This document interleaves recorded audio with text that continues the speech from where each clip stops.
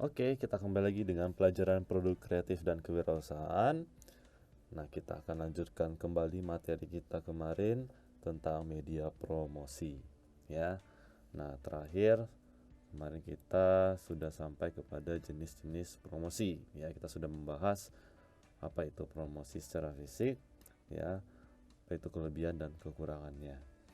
Nah, untuk selanjutnya kita akan bahas tentang jenis promosi yang berikutnya, yaitu promosi melalui media tradisional, ya.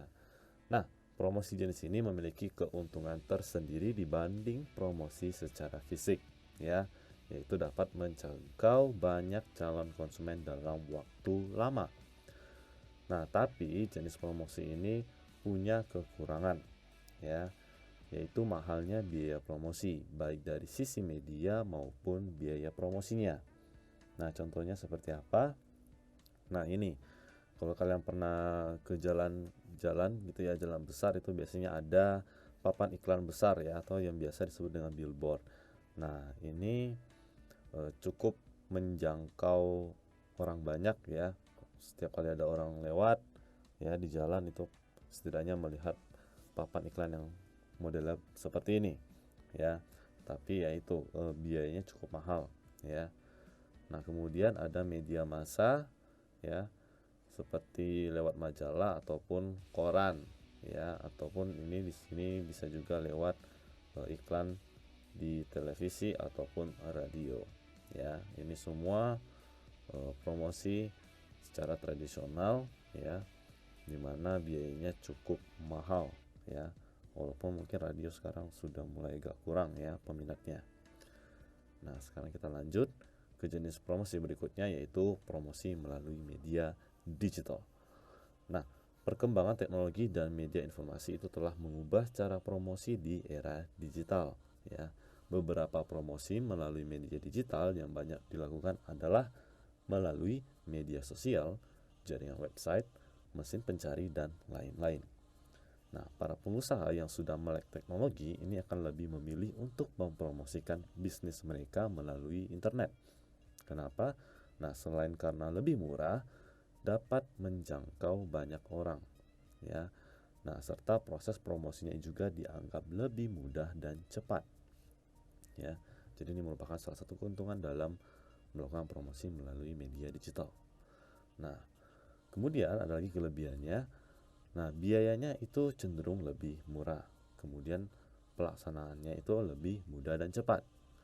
Kemudian dia dapat menjangkau pengguna internet di seluruh dunia. Jadi tidak terbatas ya. Tidak hanya satu wilayah atau satu negara, tapi seluruh dunia bisa melihat eh, promosi yang diberikan ya.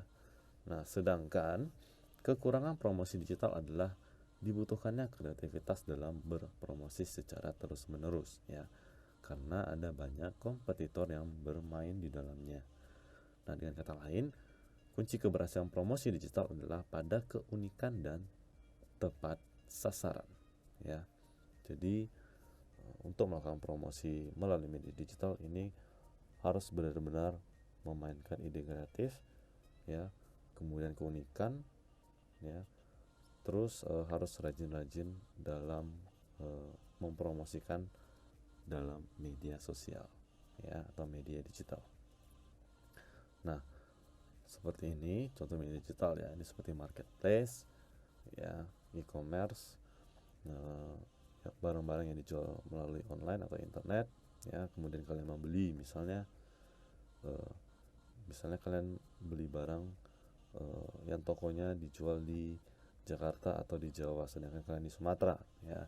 Nah, tentu kalian harus eh, membelinya secara online ya.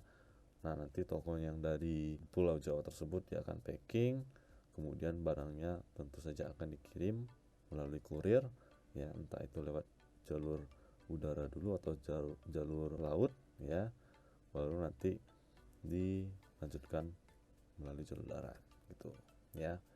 Itu namanya promosi media digital yang jadi menggunakan e-commerce ya, atau marketplace. Oke. Nah, berikutnya ini akan saya bahas lagi tentang media sosial ya.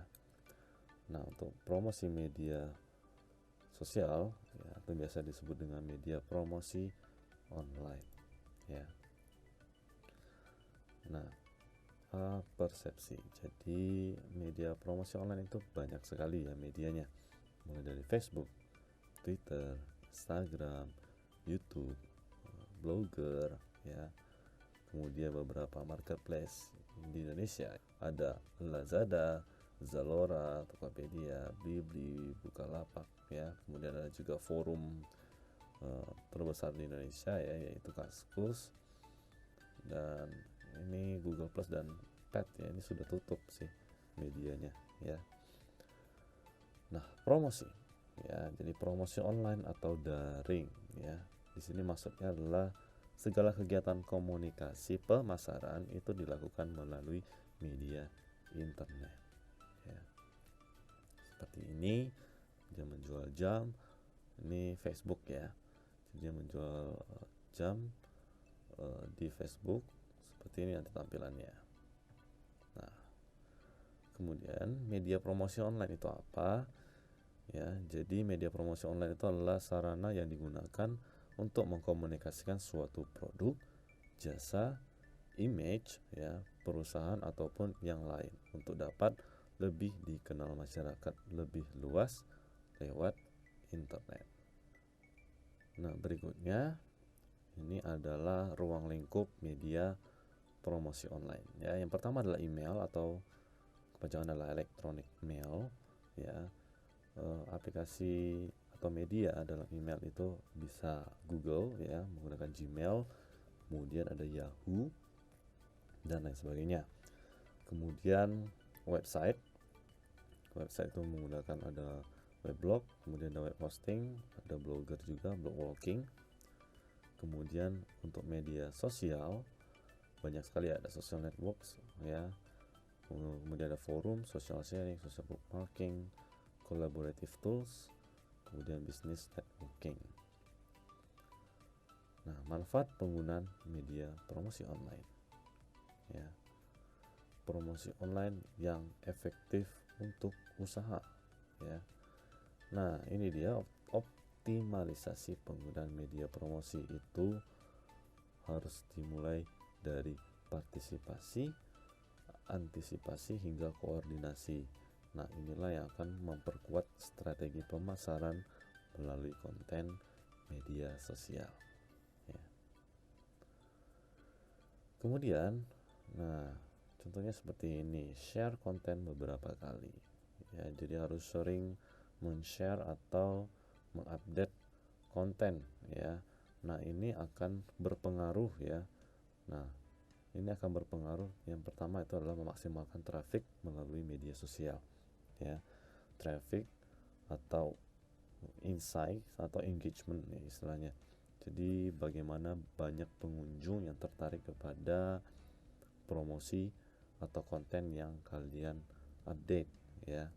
Nah, kemudian mendapatkan pengunjung dari periode yang berbeda ya, dan follower baru. Jadi misalnya untuk konten hari ini yang lihat 800.000, kemudian 2 hari lagi kalian update mungkin yang lihat 2 juta, kemudian nanti berikutnya akan terus naik ya. Nah, jadi mungkin akan bertambah follower baru, maka pengunjung pun akan terus naik. Nah, itu dia materi kita tentang media promosi ya. Nah, saya rasa cukup sekian untuk materi hari ini ya. Kita akan lanjutkan materi selanjutnya di pertemuan berikutnya. Oke, sekian dan terima kasih.